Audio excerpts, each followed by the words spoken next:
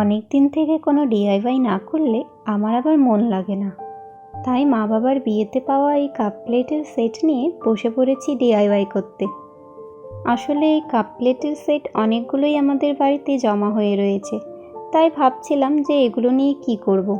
তো আমি আর কি করতে পারি, ডিআইওয়াই ছাড়া তো অন্য কিছু আর আমার মাথাতে আসেও না। তারপর আর কি, চলে গেলাম পিন্টারেস্টে, আর পিন্টারেস্ট ইন্সপায়ার্ড এই ডিআইওয়াইটি করতে শুরু করে দিলাম।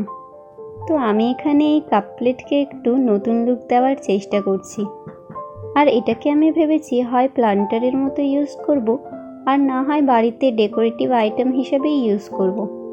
তো দেখো, তোমাদের সাথে গল্প করতে করতে কিন্তু প্রায় অনেকটাই কাজ আমার কমপ্লিট হয়ে গেছে।